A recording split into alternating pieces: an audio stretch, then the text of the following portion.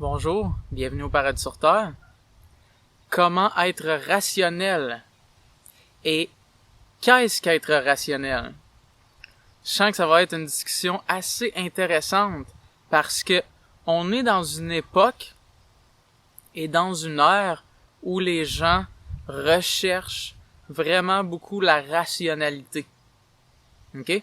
Ce qui est rationnel et on est dans une époque où la science devient, entre parenthèses, notre religion dominante, devient notre source d'information dominante et devient l'endroit qu'on fait confiance, là où on peut prendre notre information.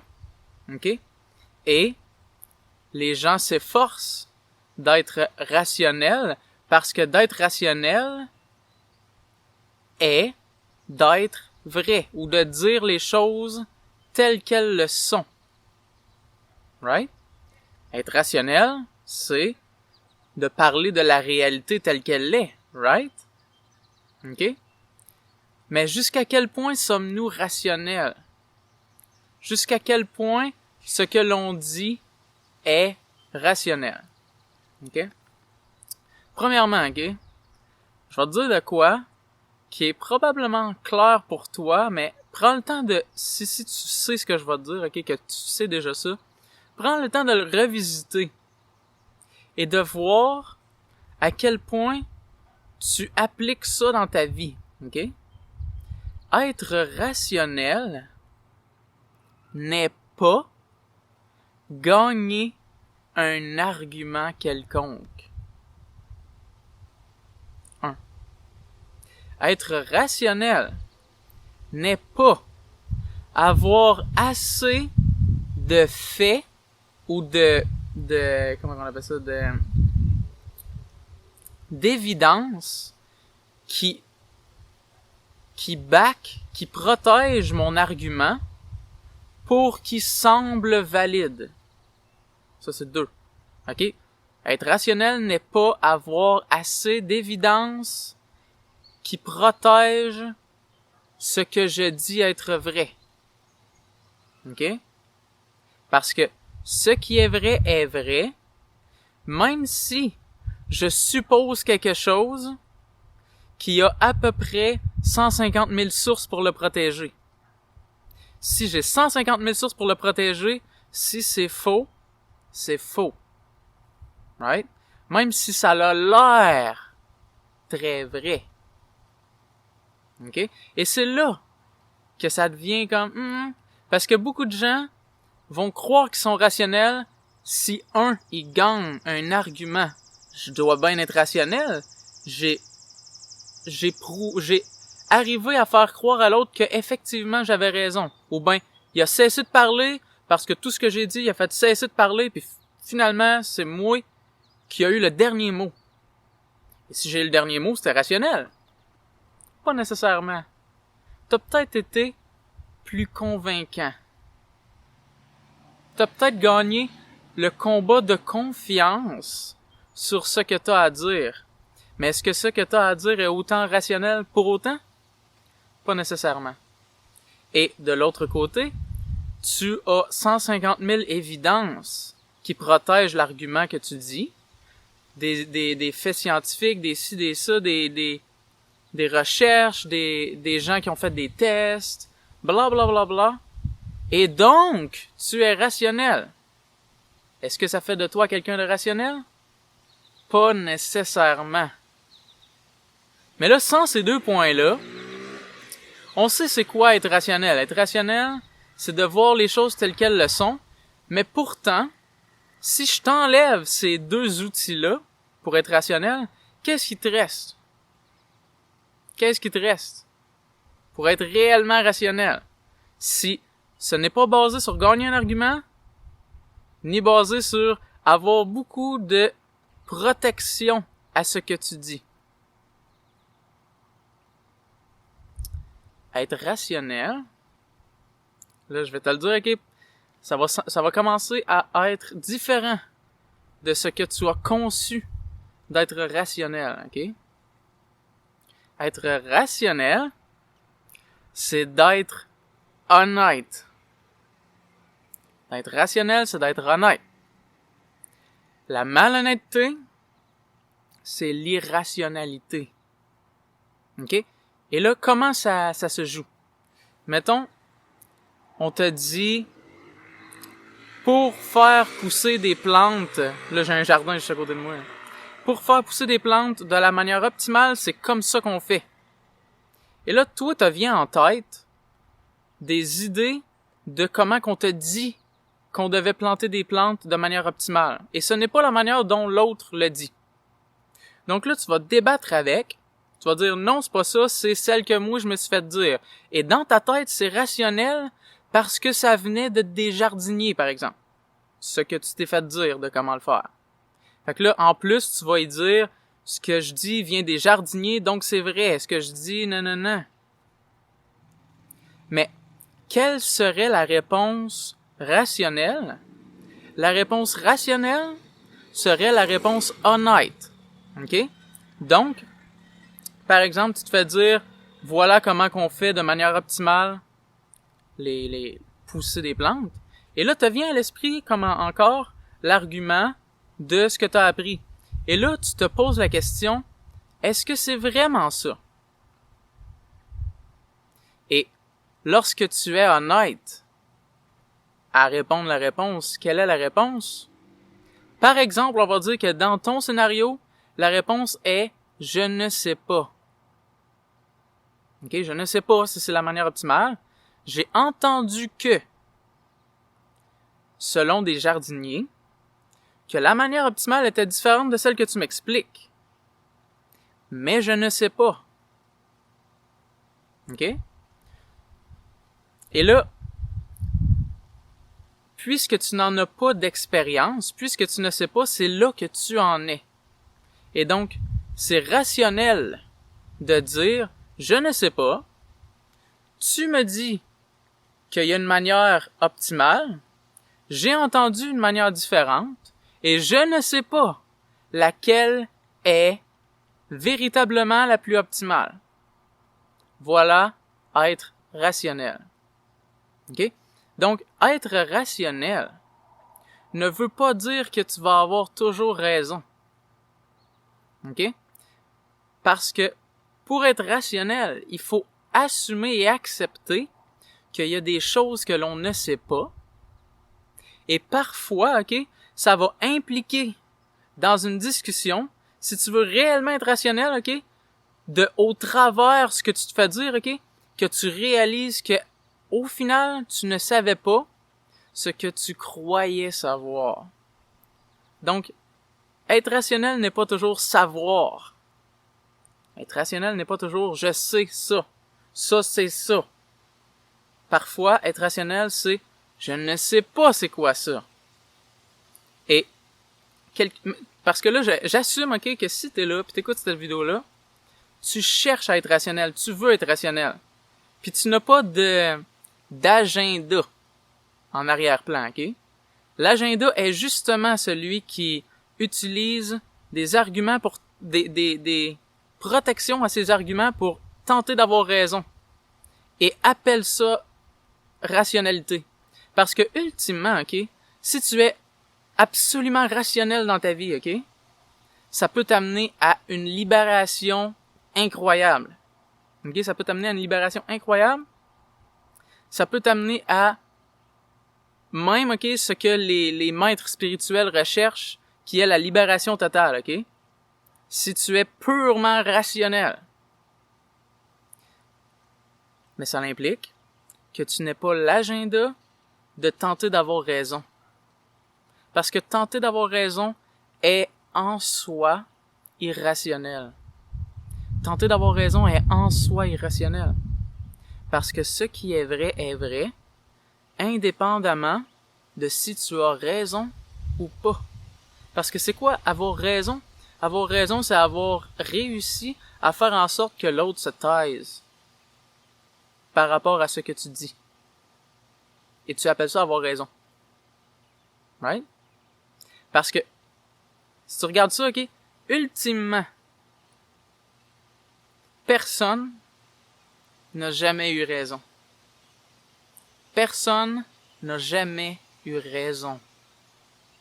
OK? Il y a des gens qui ont été meilleurs que d'autres à aider l'autre personne, son interlocuteur, à découvrir la réalité. Mais qu'il l'aide à découvrir la réalité ne faisait pas qu'il avait raison, mais faisait qu'il aidait l'autre à découvrir ce qui est vrai. Donc, c'est quoi avoir raison? Avoir raison.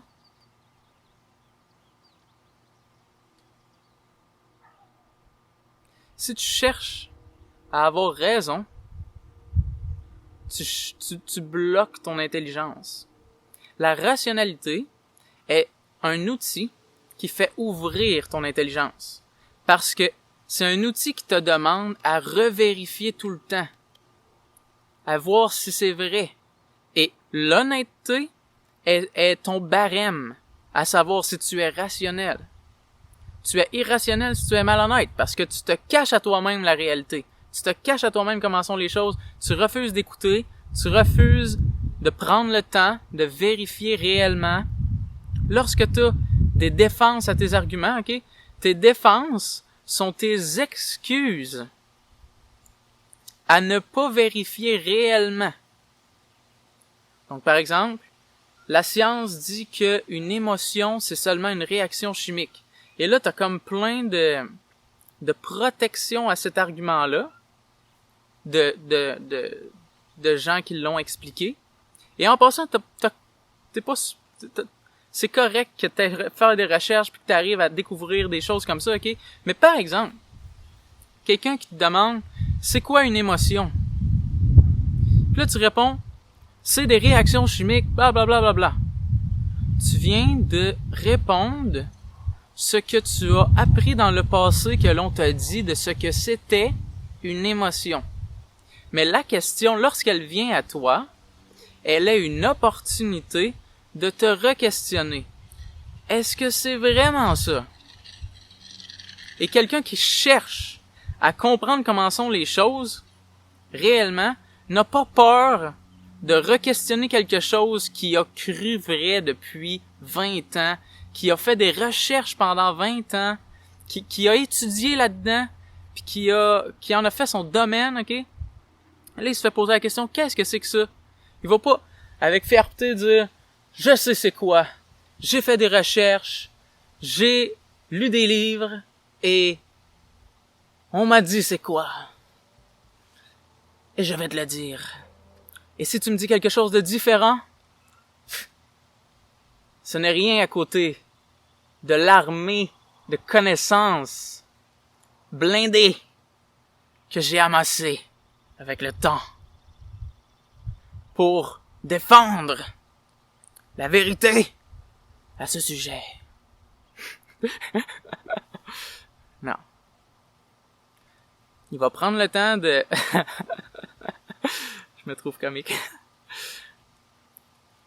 Il va prendre le temps de prendre la question pour faire comme, qu'est-ce qu'une émotion? Qu'est-ce qu'une émotion? C'est peut-être pas ça. Puis, en disant c'est peut-être pas ça, ça s'appelle une ouverture d'esprit, ok? Qui revérifie et tente de voir sous un nouvel angle pour voir les choses différemment et augmenter son champ de vision sur les choses. Tu vois?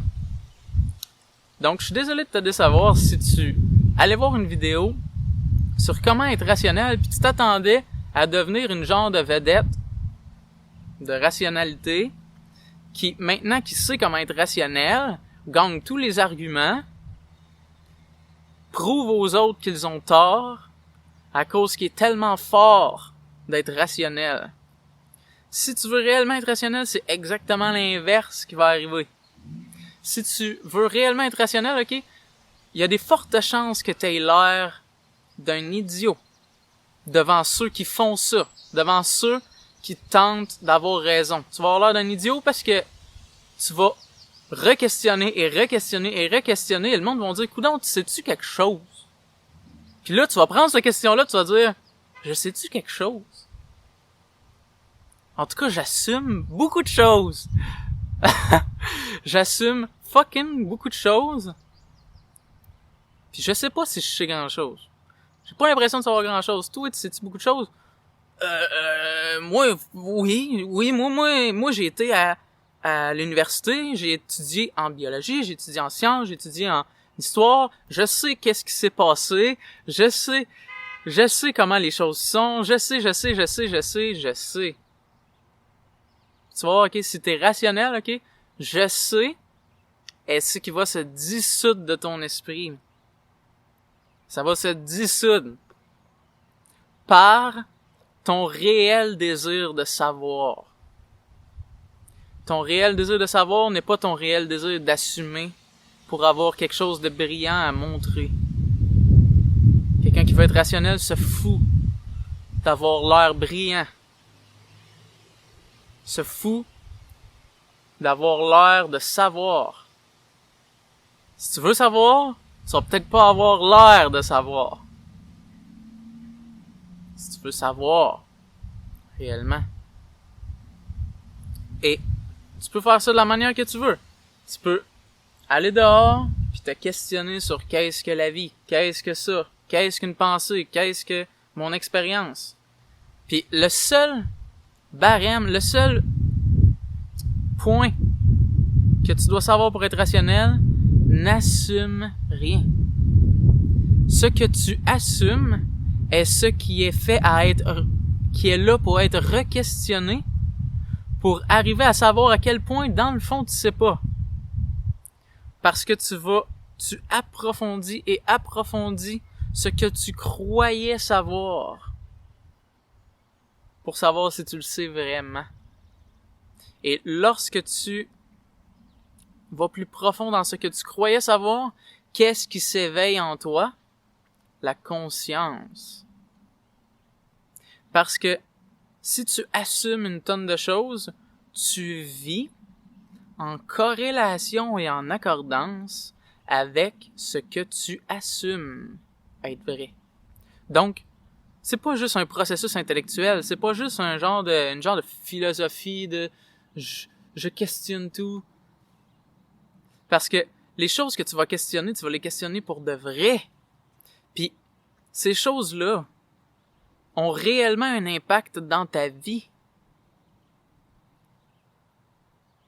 Lorsque tu questionnes qu'est-ce que la colère, puis qu'est-ce qu'on fait avec la colère, puis c'est quoi le but de la colère, puis tu fais pas juste poser ces questions-là en l'air, mais tu approfondis et tu vas plus loin que ce que tu avais assumé auparavant, plus loin que ce que les études t'ont montré, plus loin que tu amènes ta conscience dans la colère pour la connaître.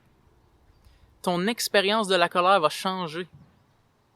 Ça peut faire même peur, parce que t'as l'habitude d'avoir de la colère, puis de pointer du doigt les autres, puis de dire « C'est quoi ton astuce de problème? Bla bla bla bla bla. » Puis là, tu questionnes la colère au point où c'est que tu t'en vas l'explorer pour la connaître, toi. Pas la connaître selon, mais la connaître toi. Et là, ça t'amène à voir que, oups, je mettais sur l'autre ce qui revient même pas à l'autre. J'ai découvert ça, que je mets sur l'autre ce qui appartient pas à l'autre. Donc, ça fait un changement dans ton style de vie.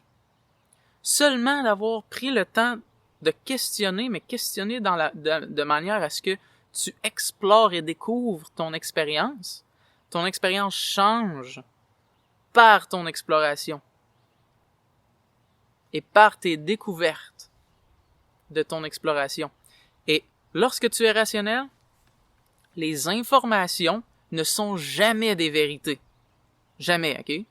Les informations sont des informations. Puis les informations peuvent être un guide à t'aider à diriger ton attention pour découvrir toi ce qui est vrai. Mais c'est toi le scientifique, ce n'est pas l'institution. C'est toi l'élève, ce n'est pas l'école. Tu es celui qui va découvrir tout de cette expérience. Et ça, c'est d'être rationnel. et de ne jamais assumer. Right. C'est ça être rationnel. Right? Si t'es pas d'accord, c'est chill. Si t'as des questions en lien avec ce que je viens de dire, écris-les en bas dans la section commentaires. Si tu aimes la vidéo, fais like. Si tu aimes pas la vidéo, c'est irrationnel de pas aimer la vidéo. Non, c'est pas vrai. Tu peux ne pas aimer la vidéo. Et abonne-toi à ma chaîne pour avoir plus de vidéos de ce genre-là. Merci d'être là. À la prochaine.